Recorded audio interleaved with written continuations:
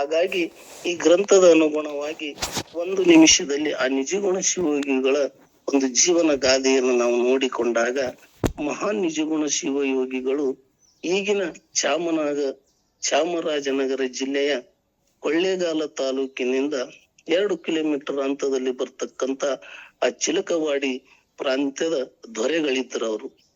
ಆ ಪ್ರಾಂತ್ಯದ ದೊರೆಗಳಿದ್ದರಿಂದ ಅದಾರತ್ತಂದ್ರ ಅವರು ರಾಜ್ಯಗಳದಾರಂದ್ರ ಸಕಲ ದನಕನಖಾದಿಗಳ ಭೋಗಗಳನ್ನು ಅನುಸರಿಸ್ತಕ್ಕಂಥವರು. ಆ ಅನುಸರಿಸ್ತಕ್ಕಂತ ಭೋಗಗಳಲ್ಲಿ ಅವರು ಯಾವಾಗಲೂ ತಮ್ಮ ಸಂಪತ್ತಿನ ಬಹುಪಾಲದ ಭಾಗವನ್ನ ಶಿವಭಕ್ತರಿಗಾಗಿ ಖರ್ಚು ಮಾಡ್ತಿದ್ರು ಅಂತ ಕೇಳ್ಕೊತ ಬಂದೀವಿ.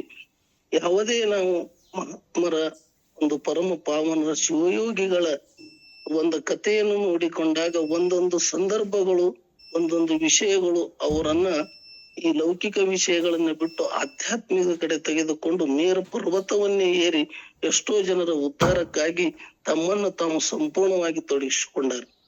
ಹಾಗಾಗಿ ಇಲ್ಲಿಯೂ ಸಹ ನಿಜಗುಣ ಶಿವಯೋಗಿಗಳಿಗೆ ಒಂದು ಸಂದರ್ಭದ ಅನುಗುಣವಾಗಿ ಅವರು ಎಲ್ಲ ಸಕಲ ಭೋಗಾದಿಗಳನ್ನ ವೈರಾಗ್ಯವನ್ನು ಹೊಂದಿ ಅವರು ಏನು ಮಾಡ್ತಾರ, ಆ ಪರಮ ಸುಖಕ್ಕಾಗಿ ಈ ಪ್ರಾಂತ್ಯದ ದೊರೆಗಳನ್ನ ಚಿಳಕವಾಡಿ ಗ್ರಾಮವನ್ನು ಬಿಟ್ಟು ಅವರು ಗುರುಗಳಾದಂತ ದೇಶಿಕೇಂದ್ರ ಗುರುಗಳ ಒಂದು ಪ್ರಸಂಗ ಅನುಸಾರವಾಗಿ ಅದನ್ನೆಲ್ಲ ಹೇಳಿದ್ರೆ ಸಮಯ ಬಹಳ ಆಗ್ತದ.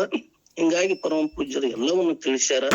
ಆ ಸಂದರ್ಭದಕ್ಕ ಅನುಗುಣವಾಗಿ ವಿದ್ವತ್ ಸನ್ಯಾಸವನ್ನು ಸ್ವೀಕಾರ ಮಾಡಿಕೊಂಡು ಆ ಶಂಭುಲಿಂಗನ ಬೆಟ್ಟದಲ್ಲಿ, ಆ ಚಿಲಕವಾಡಿಗೆ ಸಮೀಪವಾಗಿರತಕ್ಕಂತ ಶಂಭುಲಿಂಗನ ಬೆಟ್ಟದಲ್ಲಿ ಆ ದಿವ್ಯಪಾದ ಪರಬ್ರಹ್ಮನನ್ನ ಕುರಿತುಕೊಂಡು, ಆ ಶಂಭುಲಿಂಗನನ್ನ ಕುರಿತುಕೊಂಡು ಎಷ್ಟೋ ದಿವಸಗಳಲ್ಲಿ ಘೋರ ತಪಸ್ಸಾದಿಗಳನ್ನ ಮಾಡಿಕೊಂಡು ಅವರು 6 ಗ್ರಂಥಗಳನ್ನು ರಚನೆ ಮಾಡಿದರು. ಯಾತಕ್ಕಾಗಿ? ಮನುಕುಲ ಉದ್ಧಾರಕ್ಕಾಗಿ 6 ಶಾಸ್ತ್ರಗಳನ್ನ ರಚನೆ ಮಾಡಿದರು.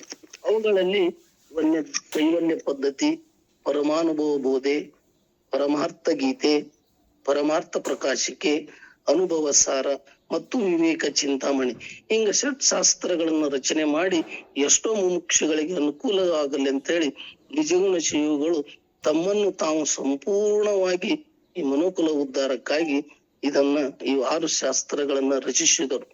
ಆ 6 ಶಾಸ್ತ್ರಗಳಲ್ಲಿ ನಮ್ಮ ಮಹಾ ಸತ್ಸಂಗದಲ್ಲಿ ನಾವು ಒಂದು ಪರಮಾನುಭವ ಬೋಧೆ ಗ್ರಂಥವನ್ನು ಆಧಾರವಾಗಿ ಇಟ್ಟುಕೊಂಡು ದಿನನಿತ್ಯ ಈ ಜ್ಞಾನದ ಬೋಧನೆಯನ್ನ ಪರಮ ಪೂಜ್ಯರು ಸುಮಾರು 1.5 ವರ್ಷ ಆಯ್ತೇನತ್ ನನಗನ್ಸ್ತದ. ಆ 1.5 ವರ್ಷದ ಮುಖಾಂತರ ಪೂರೈಸುತ್ತಾ ಬಂದರು.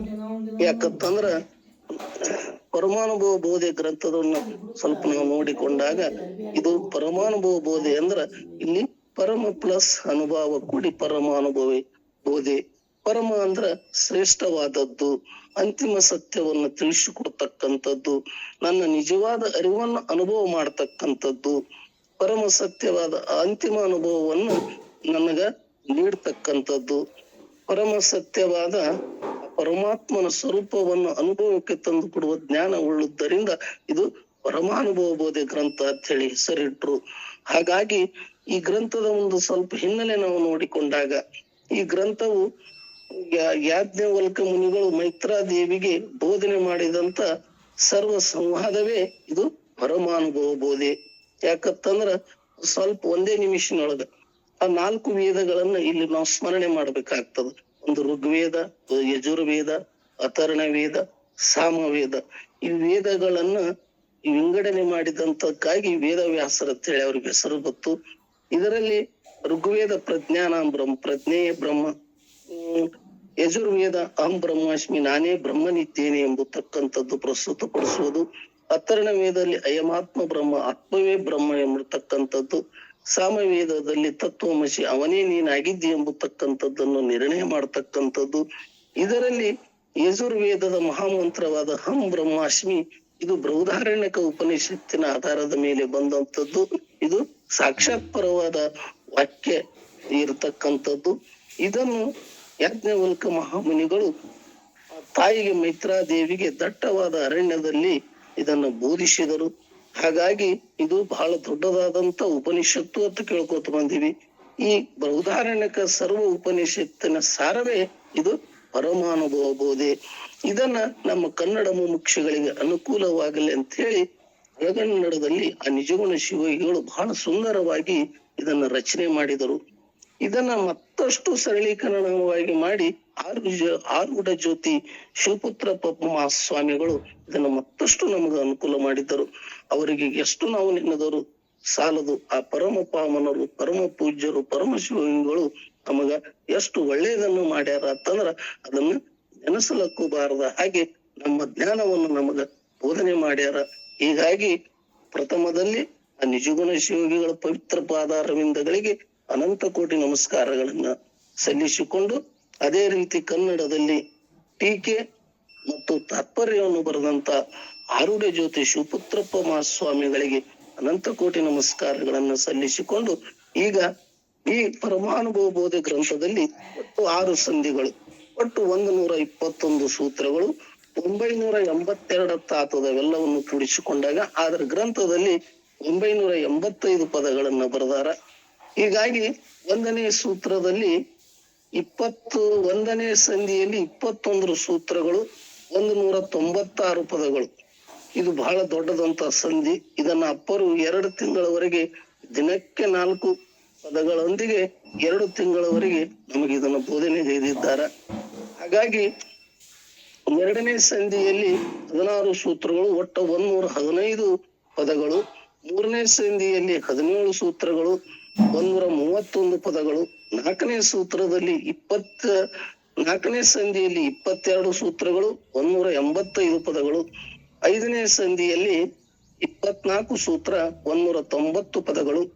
6ನೇ ಸೂತ್ರದಲ್ಲಿ 6ನೇ ಸಂಧಿಯಲ್ಲಿ 22 ಸೂತ್ರ, 165 ಪದಗಳನ್ನು ಒಳಗೊಂಡು ಒಟ್ಟ 122 ಪದಗಳು ಮತ್ತು 985 ಪದಗಳನ್ನ ಇಲ್ಲಿ 122 ಸೂತ್ರಗಳು, 985 ಪದಗಳನ್ನು ಹೊಂದಿರಕೊಂಡತಕ್ಕಂತ ಈ ಪರಮಾನುಭವ ಬೋಧೆ ಬಹಳ ದೊಡ್ಡದಾದಂಥದ್ದು.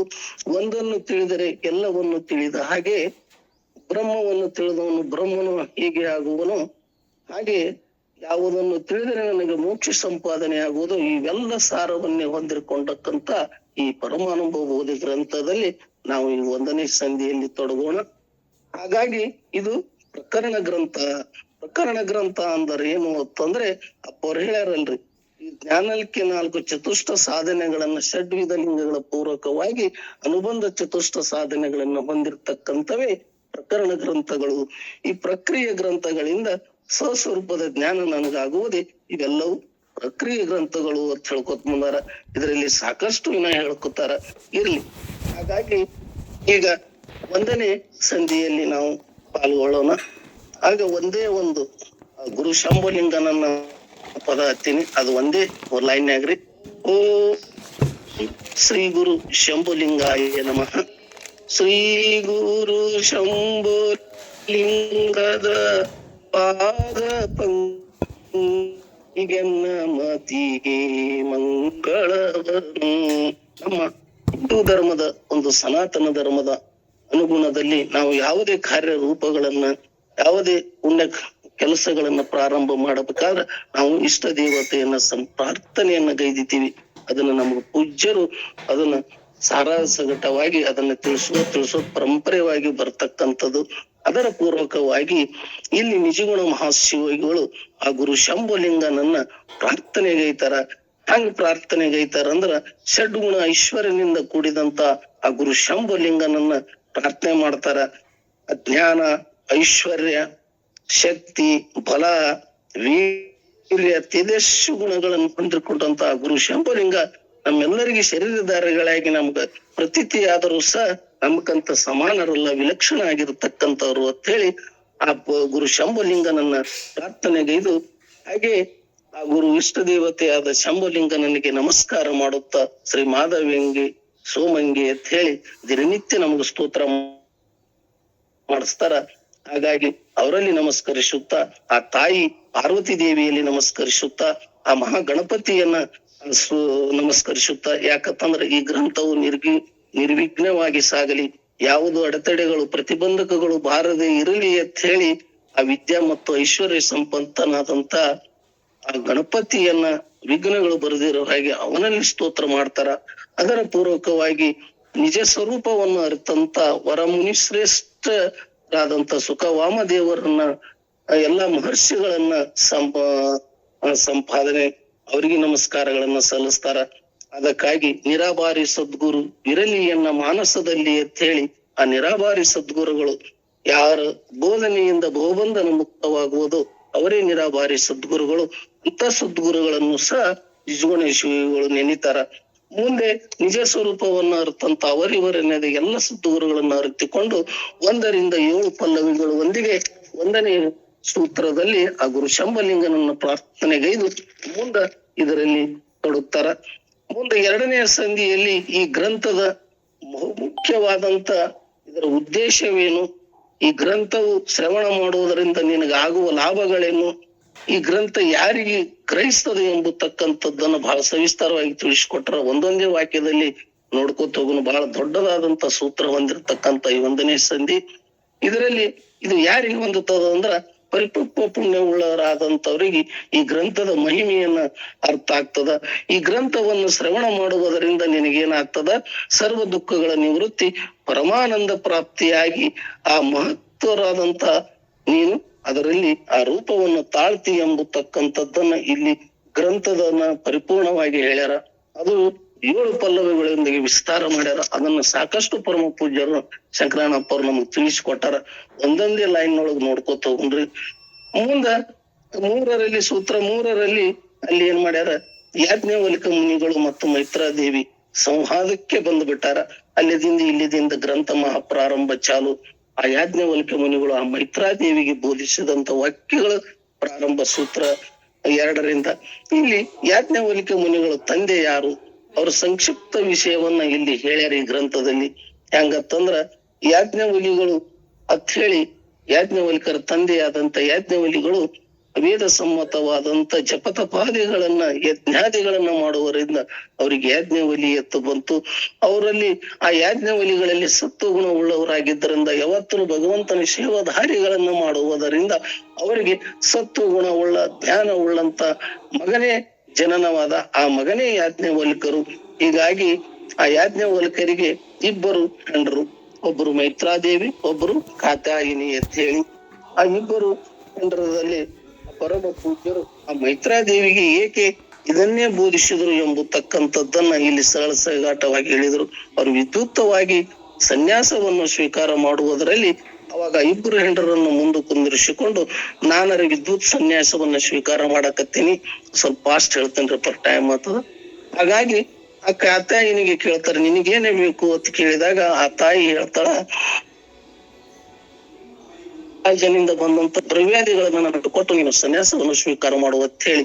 2ನೇದಾಗಿ ಮೈತ್ರಾದೇವಿಗೆ ಆ ಪೂಜ್ಯರು ಕೇಳಿಕೊಂಡಾಗ ಆ ಪೂಜ್ಯರಿಗೆ ಆ ಮೈತ್ರಾದೇವಿ ಹೇಳ್ತಾಳ, ನೀವು ಎದಕ್ಕಾಗಿ ವಿದ್ಯುತ್ ಸನ್ಯಾಸವನ್ನು ಸ್ವೀಕಾರ ಮಾಡುತ್ತಿರುವರೋ ಅದನ್ನೇ ನನಗೆ ಬೋಧನೆ ಮಾಡ್ರಿ ಅಂತ ಹೇಳಿ ಆ ತಾಯಿಯು ಆ ಪರಮ ಋಷಿಗಳಲ್ಲಿ ಬೇಡಿಕೊಂಡಾಗ ಹರ್ಷಚಿತ್ಕರಾಗಿ ಅವರು ಒಪ್ಪುಗೋತಾರ. ಹಾಗಾಗಿ ಇಲ್ಲಿ ಬಹಳ ಸವಿಸ್ತಾರವಾಗಿ ಅದನ್ನ ತಿಳಿಸ್ಕೊಟ್ಟಾರ. ಅದು ಹೆಂಗತ್ತಂದ್ರ 8, 9, 10 ಪಲ್ಲವಿಗಳೊಂದಿಗೆ ಅದನ್ನ ಬಹಳ ವರ್ಣನೆ ಮಾಡ್ಯಾರ. ಹೀಗಾಗಿ ಮುಂದ ಯಾಜ್ಞವಲ್ಕ್ಯ ಮುನಿಗಳು ಬಹಳ ಸಂತೋಷ ಆಗ್ತಾರ ತಾಯಿ ಮಾತು ಕೇಳಿ. ಅವಾಗ ಆ ತಾಯಿ ಆ ಪರಮ ಪುರುಷರಲ್ಲಿ ಯಾಜ್ಞವಲ್ಕ ಮಹಾಮುನಿಗಳಲ್ಲಿ ನೇರವಾಗಿ ಪ್ರಶ್ನೆಗೆ ಬರ್ತಾರ. ಆ ಯಾವ ಪ್ರಶ್ನೆಗಳು ಅಂತಂದ್ರ ಬಹಳ ಮುಖ್ಯವಾದಂಥದ್ದು. ಈ ಗ್ರಂಥವೇ 6 ಪ್ರಶ್ನೆಗಳನ್ನ ಇಂದ ಪ್ರಾರಂಭ ಮಾಡಿಕೊಂಡು ಮುಂದ ಇದರ ಸಾರವೇ ಈ ಗ್ರಂಥದ ಉದ್ದೇಶದ ಆ ಸಾರವನ್ನು ಒಳಗೊಂಡ ಆ ಪ್ರಶ್ನೆಗಳ ಉತ್ತರವನ್ನೇ ಒಳಗೊಂಡಿರ್ತಕ್ಕಂಥದ್ದು ಈ ಗ್ರಂಥ. 1ನೇದು ಪ್ರಶ್ನೆ, ಪರಬ್ರಹ್ಮ ಸ್ವರೂಪವೆಂದರೇನು? 2ನೇ ಪ್ರಶ್ನೆ, ಆ ಪರಬ್ರಹ್ಮ ಸ್ವರೂಪ ತಿಳುವುದರಿಂದ ದುಃಖ ನಿವೃತ್ತಿಯಾಗುವ ಬಗೆ ಹೇಗೆ? 3ನೇ ಪ್ರಶ್ನೆ, ದುಃಖ ಬೆರೆಸದ ಅತ್ಯ ಸುಖವನ್ನೇ ನನಗೆ ನೀನು ಅದರ ಉಪಾಯವನ್ನೇ ತಿಳಿಸಬೇಕು. 4ನೇ ಪ್ರಶ್ನೆ, ಇವೆಲ್ಲವುಗಳನ್ನ ಸರ್ವ ದುಃಖಗಳ ನಿವೃತ್ತಿ ಪರಮಾನಂದ ಪ್ರಾಪ್ತಿಯಾಗುವ ಬಗೆಯು ನನಗೆ ಯಾವುದೊಂದು ಕ್ರಿಯಾ ಉಪಾಸನೆಗಳನ್ನು ಹೇಳದೆ, ಕರ್ಮ ಉಪಾಸನೆಗಳನ್ನ ಹೇಳದೆ ಜ್ಞಾನ ಉಪದೇಶವನ್ನೇ ನೀವು ಮಾಡಬೇಕಂತ ಹೇಳಿ ಆ ಗುರುಗಳಲ್ಲಿ. ಅಲ್ಲಿಂದ 5ನೇ ಪ್ರಶ್ನೆ ಏನ್ ಆ ತಾಯಿ ಏನ್ ಮಾಡ್ತಾಳಂತಂದ್ರ, ಇವು ಎಲ್ಲವುಗಳ ತತ್ವಾರ್ಥ ವಿಚಾರಗಳನ್ನು ನನಗೆ ಹೇಳುವಾಗ ಕಿಂಚಿತ್ತು ನನಗೆ ಸಂಶಯ ಬರದ ಹಾಗೆ ನೇರವಾಗಿ ನನಗೆ ಅರಿವು ಆಗುವ ಹಾಗೆ ನೀನು ನನಗೆ ಸ್ಮೃತಿಯಾಗುವ ಹಾಗೆ ಅದನ್ನ ಬೋಧನೆ ಮಾಡಬೇಕು ಅಂತ ಹೇಳಿ ಆ ತಾಯಿ ಹಿಂಗ 6 ಪ್ರಶ್ನೆಗಳ ಒಂದಿಗೆ ಆ ತಾಯಿ ಕೇಳ್ಕೊತಾಳ. ಅದಕ್ಕಾಗಿ ಅಲ್ಲಿ ಆ ಜ್ಞಾನ ದೇವತೆ ಕೈಯಲ್ಲ ಯಾರು ಹೇಳಿದ್ರು ಜ್ಞಾನದಿಂದಲೇ ಮುಕ್ತಿ ಅಂತ ಹೇಳ್ಯಾರ. ಆ ತಾಯಿ ಸೀದಾ ಜ್ಞಾನವನ್ನೇ ಕೇಳಿದ್ರು. ವಿಸ್ಮೃತಿಯೇ ಮರವು, ಸ್ಮೃತಿಯೇ ಅರಿವಿನಿಂದ ಆ ಮರವು ನಿವೃತ್ತಿ ಆಗುವ ಬಗೆಯನ್ನು ನನಗೆ ನೀವು ಹೇಳ್ಬೇಕು ಅಂತ ಹೇಳಿ ಆ ತಾಯಿ ಕೇಳಿಕೊಂಡಾಗ ಬಹಳ ಹರ್ಷ ಚಿತ್ತಗರಾಗ್ತಾರ, ಬಹಳ ಆನಂದ ಪೂರ್ವಕವಾಗಿರ್ತಾರ. ಏ ಮೈತ್ರಿ ನೋಡ್ರಿ, 982 ಪದಗಳಲ್ಲಿ ಆ ತಾಯಿನ ಒಂದು ಪಲ್ಲವಿಗಳಲ್ಲಿ ಸಂಬೋಧನೆ ಮಾಡಿದ್ದು, ಅಲಂಕಾರ ಮಾಡಿದ್ದಂತ ಆ ತಾಯಿಗೆ ಮತ್ತೊಂದು ಪಲ್ಲವಿಯಲ್ಲಿ ಮಾಡಿಲ್ಲ. 985 ಪದಗಳಲ್ಲಿ ಒಂದೊಂದು ತರ ತಾಯಿಯನ್ನ ವರ್ಣನೆ ಮಾಡ್ಯಾರ.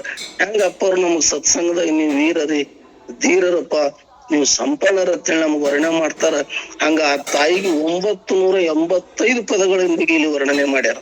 ಹಾಗಾಗಿ ಹಾಸ್ಯ ಚಿತ್ತರಾಗಿ ಅವ್ರ ತರ ಮತಿ ಉಂಟೆ ಜಡರಿಗೆ ಅದ್ವೈತವನರಿಲಿಕ್ಕೆ, ಸತಿ ನೀನು ಸುಕೃತಿ ಕೇಳು ಪೇಳುವೆನು ಕೇಳು ಅಂತ ಹೇಳಿ ಆನಂದ ಚಿತ್ತರಾಗಿ, ನೀ ಎಂತ ಮೈತ್ರಾದೇವಿ, ನೀನು ವಿವೇಕ ವೈರಾಗ್ಯ ಸಮಾಧಿ ಷಟ್ ಸಂಪತ್ತು ಗುಣಗಳನ್ನು ಹೊಂದಿರತಕ್ಕಂಥವ್ರಿಗೆ ಮಾತ್ರ ಇದನ್ನು ಕೇಳಲಿಕ್ಕೆ ಬರ್ತದ. ಮತಿಹೀನರಿಗೆ ಇದು ಸೇರುವುದಿಲ್ಲ, ಪುಣ್ಯಾತ್ಮರಿಗೆ ಮಾತ್ರ ಇದು ಸೇರ್ತದ ಅಂತ ಹೇಳಿ ಈ ಪಲ್ಲವಿಗಳೊಂದಿಗೆ ಇದು ಪ್ರಾರಂಭವಾಗ್ತಕ್ಕಂಥದ್ದು. ಬಹಳ ಇದರಲ್ಲಿ 7-8 ಪಲ್ಲವಿಗಳೊಂದಿಗೆ ಇದನ್ನ ವಿಸ್ತಾರ ಮಾಡ್ಯಾರ, ಅದನ್ನ ಸಾಕಷ್ಟು ತಿಳಿಸ್ಯಾರ. ಹೀಗಾಗಿ ಇದು ಏನದ, ಇದು ಸ್ವಸ್ವರೂಪ ಸಾಕ್ಷಾತ್ಕಾರವಾದದ್ದು. ಸರ್ವಕ್ಕೂ ನಾನು ಸಾಕ್ಷಿ, ಪ್ರತ್ಯೇಕ ಆತ್ಮನೇ ನಾನು ಅದೀನಿ ಎಂಬತಕ್ಕಂಥದ್ದನ್ನ ನಿಶ್ಚಯ ಮಾಡ್ತಕ್ಕಂಥದ್ದೇ ಸ್ವರೂಪ ಸಾಕ್ಷಾತ್ಕಾರ. ಅವಾಗ ಒಂದೇ ಮಾತು ಆ ಯಾಜ್ಞವಲ್ಕ ಮುನಿಗಳು ತಾಯಿಗೆ ಹೇಳ್ತಾರ, ನೆರೆ ಕೇಳು ಕೇಳಿದುದನ್ನ ಅರಿದಿದು ನಮ್ಮೆ ಮರೆಯೆದುರು ಗುರು ಪೇಳಿಗೆ ತೆರೆದಳು ಅಂತೇಳಿ.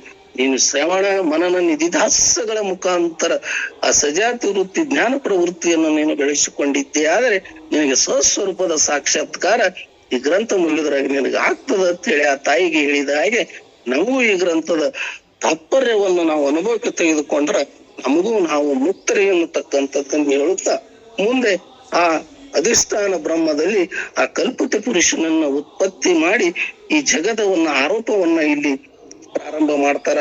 ಈ ಕಲ್ಪಿತ ಪುರುಷನ ಜೀವವಾಚಕನಾಗಿ ಇರತಕ್ಕಂಥವನು ಇವನು ಹಿಂಗೊಂದು ದೃಷ್ಟಾಂತ ಕೊಡ್ತಾರೆ. ಸುಪ್ತಿಯಲ್ಲಿ ರಜತದಂತೆ ಈ ಬ್ರಹ್ಮದಲ್ಲಿ ಜೀವವು ಕಲ್ಪಿತವಾಗಿರ್ತದ ಅಂತ ಹೇಳಿ ಅದಕ್ಕ ಕರ್ಣೊಂದು ಸಾಕಷ್ಟು ಅಪ್ಪರ್ ನಮಗ್ ಕೊಟ್ಟಾರ. ಆಮೇಲೆ ಡೈರೆಕ್ಟ್ ಆ ದಶಭಾವಕ್ಕೆ ಬಂದ್ಬಿಡೋಣ, 10 ಭಾವದೊಳಗೂಡಿರ್ತಕ್ಕಂತ ಈ ಕಲ್ಪಿತ ಪುರುಷನನ್ನ ಬಹಳ ಇಲ್ಲಿ ಬಂದಾರ. ಅಲ್ಲಿ ಅವ್ ದಶಲಕ್ಷಣಗಳು ಒಂದೊಂದನ್ನ ಹೇಳ್ತೀನಿ, ಅವ್ರ ವಿವರಣೆಗಳನ್ನು ಮಾಡುವುದಾದ್ರು ಬಹಳ ಆಗ್ತದ. ಅದಕ್ಕಾಗಿ ಒಂದೇದು ದಶಲಕ್ಷಣವಾದಂಥದ್ದು ಇಲ್ಲಿ ಪರಬ್ರಹ್ಮವನ್ನು ಬೋಧಿಸುವಾಗ 2 ವಾಕ್ಯದೊಂದಿಗೆ ಆ ತಾಯಿಗೆ ಅವ್ರು ಬೋಧಿಸ್ಯಾರ. ಒಂದೇದು ವಿಧೇಯ ವಾಕ್ಯಗಳಿಂದ ಪರಬ್ರಹ್ಮ ಸ್ವರೂಪವನ್ನು ಬೋಧಿಸ್ಯಾರ. 2ನೇದು ಈ ಪ್ರಪಂಚಾದಿಗಳನ್ನ ನಿಷೇಧ ಮಾಡುವ ಸಲುವಾಗಿ ನಿಷೇಧ ಲಕ್ಷಣಗಳ ಮುಖಾಂತರ ಬೋಧನೆ ಮಾಡ್ಯಾರ. ಆ ವಿಧೇಯ ಮುಕ್ತಿಯದೊಳಗ ಸತ್ತು ಚಿತ್ತು ಆನಂದ ನಿತ್ಯ ಹಿಂಗೆ ಸಾಕ್ಷಿ ಪ್ರತ್ಯೇಗಾತ್ಮ ದೃಷ್ಟ ಸ್ವಲ್ಪ ಅಷ್ಟ್ರಿ, ಹಿಂಗಾಗಿ ಅಲ್ಲಿ 10 ಬರ್ತಾವು. ಅನಂತ ಅಖಂಡ ಅದ್ವಿತೀಯ ಸಂಘ ನಿರ್ವಿಕಾರ ನಿರ್ಭಯ ವ್ಯಕ್ತ ಜನ್ಮ ಅಂತೇಳಿ ಅವು 10 ಬರ್ತಾವ. ಅವುಗಳ ಅವುಗಳ ಒಂದಿಗೆ ಇಲ್ಲಿ ಈ ಗ್ರಂಥವನ್ನ ಪ್ರಾರಂಭ ಮಾಡ್ಯಾರ. ಯಾಕಂತಂದ್ರ ಏನೊಂದು ನಿಮಿತ್ತ ಇಲ್ಲದೆ ಆ ಸ್ವಪ್ನದಲ್ಲಿ ಅನೇಕ ಭಾವಗಳು ನಾವು ಹೇಗೆ ಆಗುವೆ ಹಾಗೆ ಈ ಕಲ್ಪಿತ ಪುರುಷನು ಅನೇಕ ಭಾವಗಳನ್ನು ಒಳಗೊಂಡು ಈ ವ್ಯಾವಹಾರಿಕವಾದ ಈ ಮಿಥ್ಯವಾದ ಪ್ರಪಂಚದಲ್ಲಿ ಅವ ಪ್ರವೃತ್ತ ಆಗ್ತಾನೆ ಎಂಬತಕ್ಕಂಥದ್ದನ್ನು ತೋರಿಸಿಕೊಂಡಾರ. ಅವು 10 ಯಾವುವು ಅಂತಂದ್ರ ಅಹಂಭವ ಪಾರನು, ಎಲ್ಲದಕ್ಕೂ ನಾನೇ ಎಂಬತಕ್ಕಂಥದ್ದು 10ನೇ ಭಾವ. ಯಾಕಂತಂದ್ರೆ ನಿಜವನ್ನು ಮರೆತು ನಾನೇ ದೇಹ ಎಂಬತಕ್ಕಂಥದ್ದನ್ನು ತಿಳಿದುಕೊಂಡವನೇ 10ನೇ ಭಾವ. ಪ್ರಕೃತಿಯ ನಾನು ಎಂಬತಕ್ಕಂಥದ್ದು ಒಂದೊಂದು ಹೇಳಿಬಿಡ್ತೀನಿ. ತ್ರಿಯದರ್ಶಿ 3 ಗುಣಾತ್ಮಕಗಳನ್ನು ಕೂಡಿರ್ತಕ್ಕಂಥ ಎಲ್ಲವೂ ನಾನೇ ಎಂಬತಕ್ಕಂಥದ್ದು. ಇವ ಅವಿದ್ಯಾಮಯವಾಗಿರ್ತಕ್ಕಂಥವನು. ಅನಂತರ ತ್ರಿಗುಣ ಉಳ್ಳವನಾಗಿರ್ತಕ್ಕಂಥವನು, ಸತ್ವ ರಜು ತಮಗುಣ ಉಳ್ಳವನಾಗಿರ್ತಕ್ಕಂಥವನು ಒಬ್ಬನೇ ಜೀವ. ಹಾಗಾಗಿ ಇವ ಹೆಂಗಿರ್ತಾನ, ಇವ ಒಮ್ಮೆ ಒಬ್ಬನೇ ಕಲ್ಪಿತ ಪುರುಷ ಈ ಜೀವಾತ್ಮ ಅಂತರಾತ್ಮ ಪರಮಾತ್ಮನಾಗಿ ಇರ್ತಕ್ಕಂಥವನು. ಹಾಗೂ ಇವ ಜಗತ್ತಕ್ಕೆ ಬೀಜವಾಗಿರತಕ್ಕಂಥವನು. ಎಲ್ಲ ಕಲ್ಪಿತದಲ್ಲಿ ನಡೀತಕ್ಕಂಥವು. ಇವೆಲ್ಲ 10 ಭಾವನೆಗಳನ್ನು ಒಳಗೊಂಡು ಈ ಕಲ್ಪನಾತ್ಮಕವಾದಂತ ಈ ಜಗತ್ತಿನಲ್ಲಿ ವ್ಯವಹಾರ ಮಾಡ್ತಕ್ಕಂಥವನು. ನಿಜಕ್ಕೆ ನಾವು ಹೋದಿವಿ ಅಂತಂದ್ರ ಅಲ್ಲಿ ಕಲ್ಪಿತ ಪುರುಷನೇ ನಿಜವಿಲ್ಲ ಎಂದು ಹೇಳಿದ ಮೇಲೆ ಈ ದಶಭಾವನೆಗಳಿಂದ ಕೂಡಿರ್ತಕ್ಕಂಥ ಕಲ್ಪಿತ ಪುರುಷನು ಅವುಗಳು ನಿಜವಲ್ಲ ಎಂಬತಕ್ಕಂಥದ್ದನ್ನ ಮುಂದೆ ನಮಗ್ ಬಹಳ ಸವಿಸ್ತಾರವಾಗಿ ತಿಳಿಸ್ಕೊಟ್ಟು ಹೋಗ್ತಾರ. ಮುಂದೆ ಸೂತ್ರ 7ರಲ್ಲಿ ಏನು ಬರ್ತದ ಅಂತಂದ್ರ ಅಲ್ಲಿ ಪ್ರಕೃತಿಯು ನಿಜದ ಅರಿವು ಹೋಗಿ ಆ ಮರೆವು ನನಗ ಆಗಿರುವುದರಿಂದ ಆ ಅಜ್ಞಾನವೇ ಪ್ರಕೃತಿ ಆಯ್ತು. ಆ ಪ್ರಕೃತಿಯಿಂದ ಅರಿವೇ ತಾನಾಗಿ ತನ್ನನ್ನು ಮರೆಯುವುದರಿಂದ ಅದು ಅವಿದ್ಯೆ ಅನಿಸುವುದು. ಆ ಅವಿದ್ಯದಿಂದ 5 ಬರ್ತಾವಲ್ಲಿ. ಅವಿದ್ಯದಿಂದ ತಮ, ಮಾಯೆ, ಮೋಹ, ಅಜ್ಞಾನ ಇವೆಲ್ಲವುಗಳು ಅನೃತದವು ಅಂತ ಹೇಳಿ ಅಲ್ಲಿ ಹೇಳ್ತಾರ. ಮುಂದ ಅಂದ್ರ ಒಂದೊಂದು ಹೇಳ್ಕೊತ ಹೋಗ್ತೀನ್ರಿ, ಯಾಕಂತ ಸಮಯ ಬಾಳ ಆಗ್ತದ. ಈ ಗ್ರಂಥದ ಅನುಗುಣವಾಗಿ ತಮ ಅಂದ್ರ ಏನು ತಿಳಿಸ್ಕೊಡ್ಲಾಕತ್ತಂಥದ್ದು, ಮಾಯೆ ಅಂದ್ರ ಇದೆ ಎಂದರೆ ಇಲ್ಲವೆಂದು ತೋರುವುದಾಗಿ, ಮೋಹ ಅಂದ್ರ ಸಕಲ ನನಗಿಂತ ಭಿನ್ನವಾದ ವಿಷಯಗಳಲ್ಲಿ ಮೋಹವನ್ನು ಮಾಡುವುದು, ನನಗೆ ಅರಿವನ್ನು ಆಗಿರುವುದರಿಂದ ಅದು ಅಜ್ಞಾನ. ಇವೆಲ್ಲವೂ ಜ್ಞಾನ ಎಂಬ ಸದ್ಗುರುವಿನ ಉಪದೇಶದಿಂದ ಅನೃತದವ ಅಂತ ಹೇಳಿ ಇವುಗಳನ್ನು ಇದು ಮಾಡಿದರು. ಸೂತ್ರ 8ರಲ್ಲಿ ಆ ಕಲ್ಪಿತ ಪುರುಷನಲ್ಲಿ ನಾನೆಂಬ ಭಾವನೆ ತೋರಿದ್ದಕ್ಕ ಅಲ್ಲಿದಿಂದ ಚಾಲು ಆಯ್ತು ನೋಡ್ರಿ. ಇದು ಮೂಲ ಪ್ರಕೃತಿ. ಈ ಮೂಲ ಪ್ರಕೃತಿ ಅಹಂಕಾರದಿಂದಲೇ ವೈಕಾರಿಕ, ತೇಜಸ್ಸು, ಭೂತಾದಿ ಅಹಂಕಾರಗಳು 3. ಇವು 3 ಅಹಂಕಾರಗಳಿಂದ ಸತ್ವ, ರಜೋ, ತಮ ಗುಣಗಳು ಇವು ಕೂಡಿ ಇವು 3 ಲೋಕಗಳನ್ನ ಸೃಷ್ಟಿ ಮಾಡ್ತಾವು. ನೀನು ವೈಕಾರಿಕ ಅಹಂಕಾರ ಸತ್ವಗುಣದ ಆಧಾರವಾಗಿ ಸ್ವರ್ಗಲೋಕವನ್ನ ಪ್ರವೃತ್ತಿ ಮಾಡ್ತದ. ತೇಜಸ್ಸು ಅಹಂಕಾರ ಇದು ರಜೋಗುಣಗಳಿಂದ ಕೂಡಿರುವುದರಿಂದ ಇದು ಮೃತ್ಯು ಲೋಕವನ್ನ ನಿಮ್ಗ ಪ್ರಸನ್ನ ಮಾಡ್ತದ. ಭೂತಾದಿಕ ಅಹಂಕಾರ ತಮೋ ಗುಣಗಳಿಂದ ಕೂಡಿರುವುದರಿಂದ ಇದು ನಿನಗ ಪಾತಾಳ ಲೋಕವನ್ನು ಮಾಡ್ತಾರ.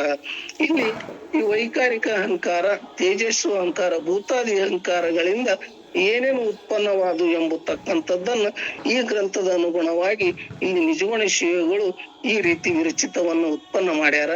ಹೆಂಗತ್ತಂದ್ರ ಭೂತಾದಿ ಅಹಂಕಾರಗಳಿಂದ ಇದು ತಮೋ ಗುಣ ಉಳ್ಳದ್ದರಾಗಿದ್ರಿಂದ ಪಂಚಭೂತಗಳು, ಅಪಂಚಭೂತಗಳು ಆಕಾಶ, ವಾಯು, ಅಗ್ನಿ, ಜಲ, ಭೂಮಿ ಫಾಸ್ಟ್ ಓದ್ತೀನ್ರಿ, ಇವುಗಳ ಲಕ್ಷಣವನ್ನು ಇಲ್ಲಿ ಹೇಳ್ಯಾರ.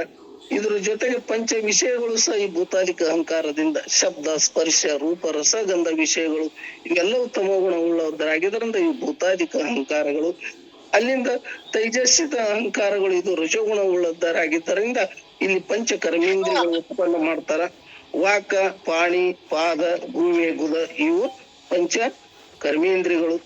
ಮತ್ತು ಪಂಚ ಪ್ರಾಣಗಳು ಸಹ ಈ ರಜೋಗುಣಗಳಿಂದ ತೈಜಸ್ ಅಹಂಕಾರಗಳಿಂದ ಉತ್ಪನ್ನ ಆಗ್ಯಾವ ಅಂತ ಹೇಳ್ತಾರ. ಅಲ್ಲಿ ಯಾವುದು ವ್ಯಾನ, ಸಮಾನ, ಉದಾನ, ಅಪಾನ ಮತ್ತು ಪ್ರಾಣ ಇವೆಲ್ಲವೂ ರಜೋಗುಣ ಉಳ್ಳದರಾಗಿಂದ ಇವು ಪ್ರವೃತ್ತಿ ಲಕ್ಷಣಗಳು ಕಾರ್ಯವನ್ನು ಮಾಡ್ತಕ್ಕಂಥವು ಅಂತ ಹೇಳ್ಕೊತ ಬಂದ್ರು. ಇನ್ನ ತೈಜಸ್ಸು ಅಹಂಕಾರದಿಂದ ಇದು ಸತ್ವಗುಣ ಉಳ್ಳದರಾಗಿದ್ದರಿಂದ ಪಂಚ ಜ್ಞಾನೇಂದ್ರಿಯಗಳು ಉತ್ಪನ್ನವಾದು ಅಂತ ಹೇಳ್ಕೊತ ಬಂದ್ರು. ಆ ಪಂಚ ಜ್ಞಾನೇಂದ್ರಿಯಗಳು ಸ್ತೋತ್ರ, ತ್ವಚೆ, ನೇತ್ರ, ಜೂವೆ, ಗ್ರಾಣ ಅಂದ್ರೆ ಕಿವಿ, ಚರ್ಮ, ಕಣ್ಣು, ನಾಲಿಗೆ,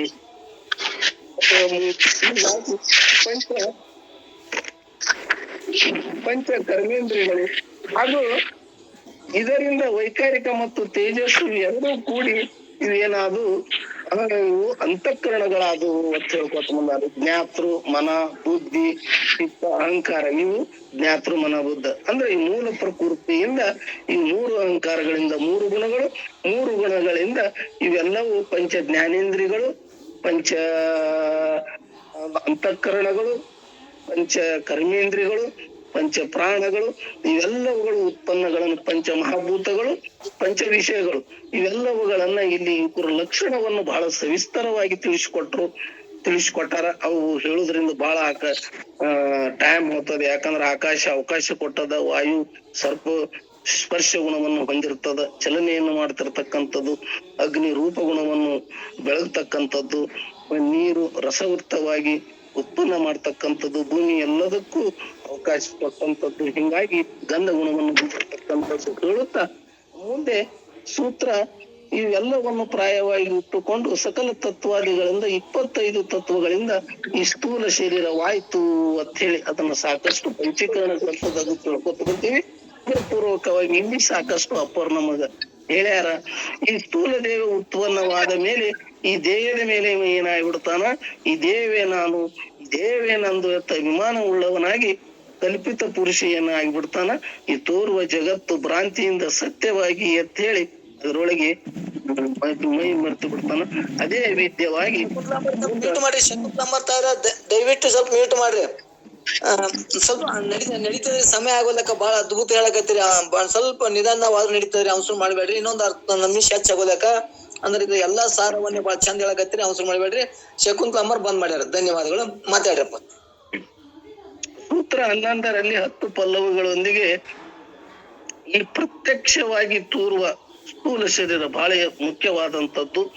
ಈ ಸ್ಥೂಲ ಶರೀರದಲ್ಲಿ ಇದು ಅನ್ನ ವಿಕಾರಗಳಿಂದ ಸತ್ತು ಧಾತುಗಳಿಂದ ಕಡೆಯದಾದ ರೇತಸ್ಸಿನಿಂದ ಇದು ಜನ್ಮವಾಗಿರ್ತದ ಅಂತ ಹೇಳಿ ಇಲ್ಲಿ ಸ್ಥೂಲ ಶರೀರದ ಈ ಸಪ್ತ ಧಾತುಗಳನ್ನ ಇಲ್ಲಿ ವಿವರಣೆ ಮಾಡ್ಯಾರ. ಅದಕ್ಕಿಂತ ಪೂರ್ವದಲ್ಲಿ ಒಂದ್ ಸ್ವಲ್ಪ ಈ ಸೃಷ್ಟಿಯ ಕ್ರಮವನ್ನ ಇಲ್ಲಿ ಹೇಳ್ಯಾರ. ಯಾಕಂದ್ರೆ ಸೃಷ್ಟಿಯ ಕ್ರಮವನ್ನು ಬೇರೆ ರೀತಿಯಾಗಿ ಅಂತಂದ್ರೆ ಮೂಲ ಉದ್ದೇಶ ಅದೇ ಇರ್ತದ, ಆದ್ರೆ ಹೇಳುವ ಶೈಲಿ ಒಂದೊಂದ್ ಸ್ವಲ್ಪ ಬದಲಾವಣೆಗಳನ್ನು ಹೊಂದಿರ್ತದ, ಆದ್ರೆ ಉದ್ದೇಶ ಒಂದೇ ಇರ್ತದ. ಇಲ್ಲಿ ಗ್ರಂಥಕರ್ತರು ಏನ್ ಹೇಳ್ಯಾರಂತಂದ್ರ, ಇಲ್ಲಿ ಪರಮಾತ್ಮನೇ ಸತ್ತು ಈ ಜಗತ್ತಿಗೆ ಉಪದಾನ ಕಾರಣವಾಗ್ಯದ, ಇದು ಪ್ರಕೃತಿ ಎಂದು ಹೇಳಿಸ್ಕೊತದ. ಈ ಚಿತ್ತು ಜಗತ್ತಿಗೆ ನಿಮಿತ್ತ ಕಾರಣವಾಗಿರುವುದರಿಂದ ಇದು ಪುರುಷ ಆಗ್ಯದ. ಇದಕ್ಕೊಂದು ಉದಾಹರಣೆ ಕೊಟ್ಟರು ಅವ್ರು. ಜೇಡ್ರ ಹುಳು, ಆ ಜೇಡ್ರ ಹುಳು ತನ್ನ ಜೊಲ್ಲಿನಿಂದ ತಾನೇ ಬಲಿಯನ್ನು ರಚಿಸಿಕೊಂಡು ಆ ರಚಿಸಿಕೊಳ್ಳುವುದಕ್ಕೆ ಆ ಚೈತನ್ಯವೇ ಹೇಗೆ ಕಾರಣವಾಗಿರುವುದೋ ಹಾಗೆ ಈ ಭಗವಂತನ ಉಪಾದಾನ ಮತ್ತು ನಿಮಿತ್ತಕ್ಕೆ ಕಾರಣವಾಗ್ಯಾನ. ಹೆಂಗ ಕಾರಣವಾಗ್ಯಾನ ಅಂತಂದ್ರ, ಈ ಕಾಣುವ ಸೃಷ್ಟಿಗಿಂತ ಮೊದಲೇ ಇದು ಸತ್ತು ಇತ್ತು, ಇದೇ ಸತ್ತುನೇ ಇದು ಎಲ್ಲ ಆಗಿದೆ, ಇದೇ ಉಪದಾನ. ಅವನು ಇನ್ನು ನಿಮಿತ್ತ ಹೇಳ್ತಾರ ಅವರು, ಅವನು ಬಹಳ ಪ್ರಜೆಗಳಾಗಬೇಕಂದ ಸಂಕಲ್ಪ ಮಾಡಿದ್ದಾಗ ಅವನೇ ಇದಕ್ಕ ನಿಮಿತ್ತ ಆಗ್ಯಾನ. ಭೂತ ಭೌತಿಕಗಳಲ್ಲಿ ಬೆರೆತು ಇವೆಲ್ಲವೂ ಭೂಮಿ ಪಟ ಘಟಗಳಾದಿಗಳೆಲ್ಲವೂ ಅವನೇ ಆಗ್ಯಾನ. ಹೀಗಾಗಿ ಉಪಾದಾನ ನಿಮಿತ್ತಕ್ಕೂ ಅವನೇ ಕಾರಣ ಅದಾನ ಎಂಬತಕ್ಕಂಥದ್ದನ್ನು ಇಲ್ಲಿ ಸ್ಪಷ್ಟಪಡಿಸಿ, ಈ ಸಪ್ತ ಧಾತುಗಳನ್ನ ಈ ಭೂಮಿಯಿಂದ ಬೆಳೆದಿದಂತ ಅನ್ನವನ್ನು ಸ್ವೀಕಾರ ಮಾಡಿದ ಮೇಲೆ ಇಲ್ಲಿ ಅನ್ನದಿಂದ ಮೊದಲು ರಸ, ರಸದಿಂದ ರಕ್ತ, ರಕ್ತದಿಂದ ಮಾಂಸ, ಮಾಂಸದಿಂದ ಮೇಧಸ್ಸು, ಮೇಧಸ್ಸಿನಿಂದ ನರ, ನರದಿಂದ ಎಲುಬು, ಎಲುಬುಗಳಿಂದ ಮಜ್ಜೆ, ಮಜ್ಜೆಯಿಂದ ರೇತಸ್ಸು. ಈ ರೀತಿಯಾಗಿ ಆ ಸಪ್ತ ಧಾತುಗಳ ಉತ್ಪನ್ನಗಳನ್ನ ಇಲ್ಲಿ ಬಹಳ ಸವಿಸ್ತರವಾಗಿ 10 ಪಲ್ಲವಿಗಳ ಮುಖಾಂತರ ಅದನ್ನ ತಿಳಿಸ್ಯಾರ. ಅದನ್ನ ಅಪ್ಪರು ನಮಗ ಸಾಕಷ್ಟು ಸರಿ ಅದನ್ನ ಬಿಡಿಯಾಗಿ ನಮಗೆ ಹೇಳ್ಯಾರ. ಯಾಕಂತಂದ್ರ ಆಹಾರ ಶುದ್ಧವು ತತ್ವ ಶುದ್ಧಹಿ, ಯಾವನು ಒಳ್ಳೆ ಆಹಾರವನ್ನ ಸಾತ್ವಿಕ ಆಹಾರವನ್ನ ಸೇವನೆ ಮಾಡ್ತಾನ ಅದೇ ಆಹಾರದ ಆಕಾರ ವೃತ್ತಿಯ ನಾವು ಹೊಂದುತ್ತಾನ ಎಂಬತಕ್ಕಂಥದ್ದನ್ನ ಇಲ್ಲಿ ಬಹಳ ಸ್ಪಷ್ಟವಾಗಿ ತಿಳಿಸ್ಯಾರ. ಮುಂದಿನ ಸೂತ್ರದಲ್ಲಿ ಪಿಂಡೋತ್ಪತ್ತಿ ಉತ್ಪನ್ನವನ್ನ ಇಲ್ಲಿ ಬಹಳ ಸವಿಸ್ತಾರವಾಗಿ ತಿಳಿಸ್ಯಾರ. ಯಾಕಂತಂದ್ರ ತಾಯಿ ತಂದೆ ಸೇವಿಸಿದಂತ ಆಹಾರದಿಂದ ರಕ್ತ ಮಾಂಸ ರಕ್ತ ರೇತಸ್ಸುಗಳಾಗಿ ಈ ಪಿಂಡ ಉತ್ಪನ್ನ ಆಯ್ತು ಅಂತ ಹೇಳಿ ಆ ರೇತಸ್ಸಿನೊಡನೆ ಕೂಡಿಕೊಂಡು ಇದು ಸ್ತ್ರೀ ಗರ್ಭದಲ್ಲಿ 9 ಮಾಸ ಪರ್ಯಂತರ ಈ ಸ್ಥೂಲ ಶರೀರ ಬೆಳವಣಿಗೆಯನ್ನ ಬಹಳ ಸವಿಸ್ತರವಾಗಿ ಇಲ್ಲಿ ತಿಳಿಸಿಕೊಟ್ಟಾರ. ಯಾಕಂತಂದ್ರ ಈ ಅನ್ನ ಪಾನಾದಿಗಳಿಂದ ಸೇವಿಸಿಕೊಂಡಿರುವುದರಿಂದ ಆ ರಕ್ತ ವೀರ್ಯಗಳು ತಯಾರಾಗಿ ಆ ವೀರ್ಯದಲ್ಲಿ ಈ ಪಂಚ ಮಹಾಭೂತಗಳ ವಿಕಾರದಿಂದ ನಾವು ಅನೇಕ ಜನ್ಮಗಳಲ್ಲಿ ಮಾಡಿದ ಪಾಪ ಪುಣ್ಯಗಳ ಸಂಗ್ರಹವನ್ನು ತೆಗೆದುಕೊಂಡು ಆ ಜೀವನು ಮೊದಲು ಆ ಪುರುಷನಲ್ಲಿ ಗರ್ಭಿಸಿ ಆ ರೇತಸ್ಸಿನೊಡನೆ ಗರ್ಭಿಸಿಕೊಂಡು ಮುಂದೆ ಆ ತಾಯಿಯ ಜೊತೆ ಕೂಡಿಕೊಂಡಾಗ ಅದು ತಾಯಿಯ ಗರ್ಭದಲ್ಲಿ ಪ್ರವಾಸನ ಆಗ್ತದೆ ಎಂಬತಕ್ಕಂಥದ್ದನ್ನ ಬಹಳ ಸವಿಸ್ತಾರವಾಗಿ ಪೀಠ ಉತ್ಪನ್ನೆಯನ್ನ ಇಲ್ಲಿ ಹೇಳ್ಯಾರ. ಯಾಕಂತಂದ್ರ ಆಗಿನ ಕಾಲದಲ್ಲಿ ಇಂಥಷ್ಟು ವೈಜ್ಞಾನಿಕವಾಗಿ ಮುಂದುವರೆದಿದ್ದಿಲ್ಲ. ಅಂತ ಕಾಲದಲ್ಲಿ ಈ ಶರಣರು ಅಂತ ಅದ್ಭುತವಾದ ಕಾರ್ಯವನ್ನ ನಮಗ ಎಲ್ಲರಿಗೂ ತಿಳಿಸ್ಯಾರ. 9 ಮಾಸದಲ್ಲಿ ಅದನ್ನು ಪೂರ್ತಿ 9 ತಿಂಗಳವನ್ನು ಹೇಳಿಬಿಟ್ಟಾರ. ಅದು ಪಾಸ್ಟ್ ಹೇಳ್ಕೊತ ಹೋಗ್ತೇನ್ರಪ್ಪ, ಬಹಳ ಸಮಯ ಆಗ್ತದ. ಒಂದೇದ್ದು ಅದು ಕೂಡುವುದರಿಂದ ಹಾಲಿನಲ್ಲಿ ಕುಂಕುಮ ಬೇರಿಸಿದ ಹಾಗೆ 1ನೇ ದಿನದಾಗ ಆತ ಅಂತ ಹೇಳ್ಯಾರ. 5ನೇ ದಿನದಲ್ಲಿ ಸ್ವಲ್ಪ ಬುರುಗಿನ ಆಕಾರ ಅದ ಅಂತ ಹೇಳ್ಯಾರ. ಮುಂದ 7 ದಿವಸಗಳಲ್ಲಿ ಒಂದ್ ಸ್ವಲ್ಪ ದಂಡಾಕೃತವಾಗಿ ಗಟ್ಟಿ ಆಗ್ತದ ಅಂತ ಹೇಳ್ಯಾರ. ಮುಂದ 15 ದಿನದಲ್ಲಿ ಒಂದು ಆಕಾರವಾಗಿ ಗಟ್ಟಿಗೊಳ್ತದ. ಮುಂದ 1 ತಿಂಗಳಲ್ಲಿ ಅದಕ್ಕ ಶಿರ ಪ್ರಾರಂಭವಾಗ್ತದ. ಮುಂದ 2 ತಿಂಗಳಲ್ಲಿ ಅದಕ್ಕ ಭುಜಗಳು, 3ನೇ ತಿಂಗಳಲ್ಲಿ ಹೊಟ್ಟಿ, 4ನೇ ತಿಂಗಳಲ್ಲಿ ಕೈಕಾಲುಗಳು, 5ನೇ ತಿಂಗಳಲ್ಲಿ ಕೂದಲುಗಳು, 6ನೇ ದಲ್ಲಿ ಪರಿಪೂರ್ಣವಾದಂತ ಈ ಎಲುಬುಗಳು 7ನೇ ತಿಂಗಳದಲ್ಲಿ ಅದು ಈ ಪ್ರಾಣವಾಯುಗಳು ಎಲ್ಲ ವಾಯುಗಳಲ್ಲಿ ಸೇರ್ಪಡೆ ಆಗ್ತಾವು. 8ನೇ ತಿಂಗಳಲ್ಲಿ ಅವ ತನ್ನೊಳಗೆ ತಾನೇ ಶೋಕ ಸಾಗರದಲ್ಲಿ ಮುಳುಗಿರ್ತಾನ. ಎಂತ ಕ್ರಿಮಿ ಕೀಟಾದಿಗಳಲ್ಲಿ ನಾನು ಅದಿನಪ್ಪ, ಎಂತ ಮಲಮೂತ್ರಗಳ ಭಂಡಾರದಲ್ಲಿ ನಾನು ಅದಿನಪ್ಪ ಅಂತ ಹೇಳಿ ತನ್ನನ್ನು ತಾನು ಶೋಕ ಮಾಡ್ತಿರ್ತಾನ. ಆ ಶೋಕ ಸಮಯದಲ್ಲಿ ಏನಾರೆ ಪ್ರಸೂತಿ ಆಯ್ತಂದ್ರ ಆ ಕೂಸು ಬದುಕುದಿಲ್ಲ ಅಂತ ಹೇಳ್ತಾರ.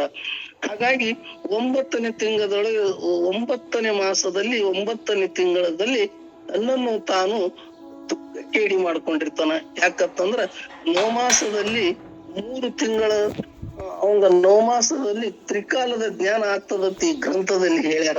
ಹೆಂಗ್ ಹೇಳ್ಯಾರ ಅಂದ್ರ, ಪೂರ್ವದಲ್ಲಿ ಏನಿದ್ದೆ, ಮುಂದ ಏನೇನ ಅನುಭವಿಸ್ತೀನಿ, ಈಗೇನ್ ಅನುಭವಿಸ್ತೀನಿ ಎಂಬತಕ್ಕಂಥದ್ದು ತ್ರಿಕಾಲ ಜ್ಞಾನಿ ಆದಾಗ ಹಿಂದೆ ಮಾಡಿದ್ದು ನೆನಪಿನಗೋಸ್ಕರ ಅದನ್ನ ನಾನು ಇಲ್ಲಿ ಅನುಭವಿಸ್ಲಕ್ಕ ಬರಬೇಕಲ್ಪ, ಅಂತ ದುಃಖವನ್ನು ಅನುಭವಿಸ್ಬೇಕ.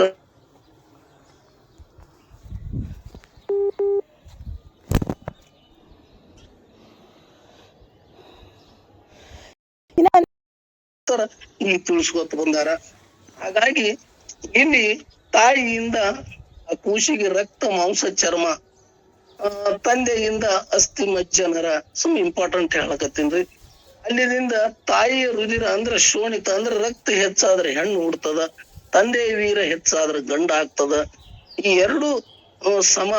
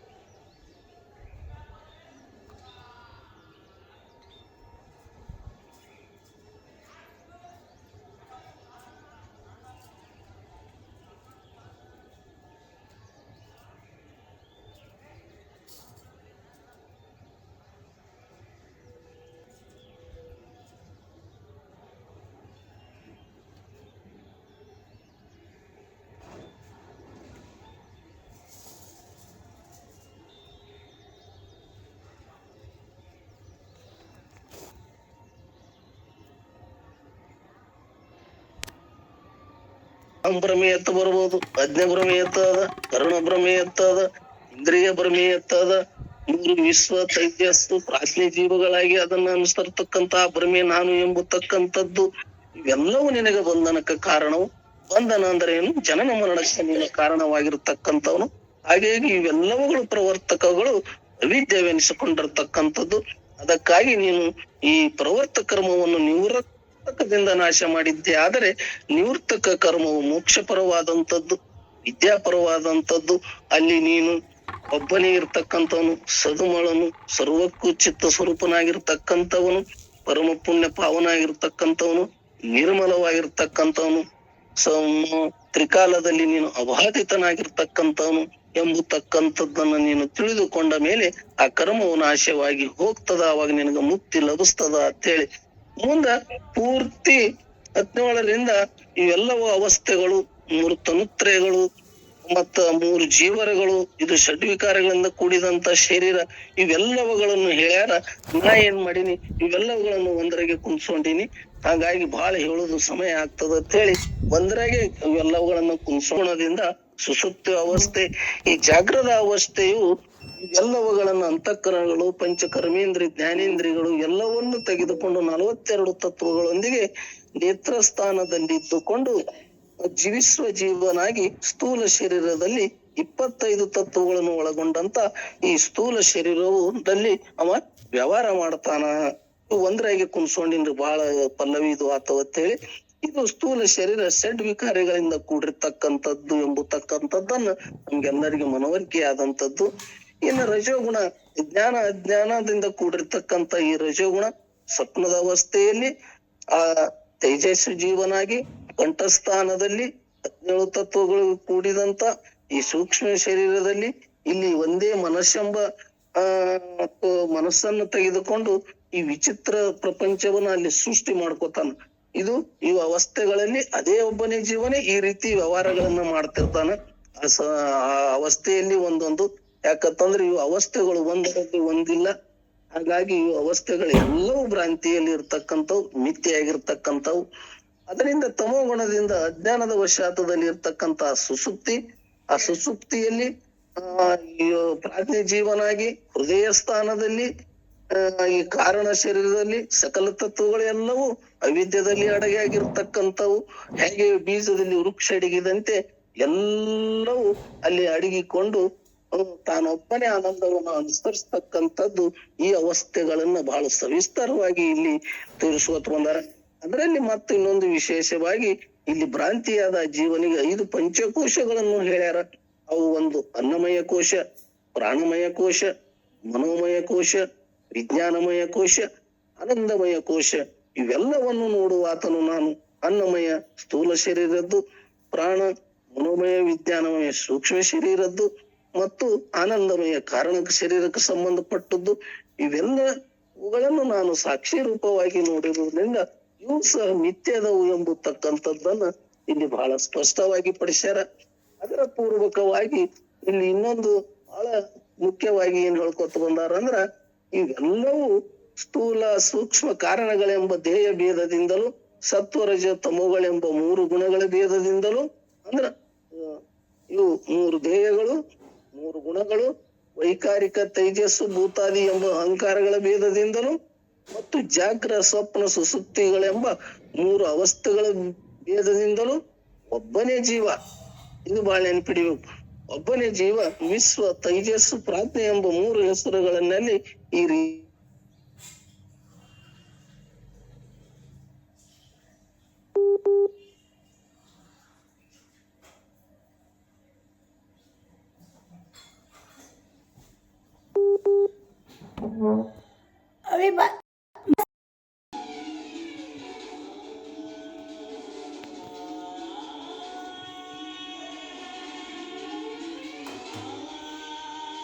ಗಳನ್ನು ಹೇಳಿದ್ರು ಸಾಲದು. ಇದು ಹೊಗಳಿಕೆಯನ್ನ ಸರ್ವಸಾರವನ್ನೇ ಒಳಗೊಂಡಿರ್ತಕ್ಕಂಥ ಪರಮ ಪುಷ್ಪ, ಪರಮ ಶ್ರೇಷ್ಠವಾದಂತ ಪರಮಾನುಭವವನ್ನು ನಾವೆಲ್ಲರೂ ಕೇಳಿದ್ದಕ್ಕ ಧನ್ಯರು ಪುಣ್ಯರು ಎಂಬತಕ್ಕಂಥದ್ದನ್ನು ಹೇಳುತ್ತಾ ಇನ್ನೊಂದೆರಡು ಪರಮ ಪುಷ್ಪ ವಾಕ್ಯಗಳನ್ನ ಪರಮ ಪೂಜ್ಯರ ಶ್ರೀ ಚರಣಕ್ಕೆ ಸಮರ್ಪಿಸಿ ಎಲ್ಲಾ ಶರಣು ತಂದೆ ತಾಯಿಗಳಿಗೆ ಶರಣು ಶರಣಾರ್ಥಿಗಳಪ್ಪ. ಓಂ ನಮಃ ಶಿವಾಯ.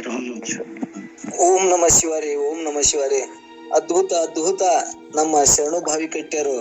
ಅದರ ಸೂತ್ರವನ್ನೇ 1ನೇ ಸಂಧಿ ಒಳಗ 6 ಸಂಧಿ ಒಳಗೆ ಬರುವಂತದ್ದು ಸತ್ಸಂಗಕ್ಕೆ ಗ್ರಂಥ ಮುಗಿಯುವ ಉದ್ದೇಶಕ್ಕಾಗಿ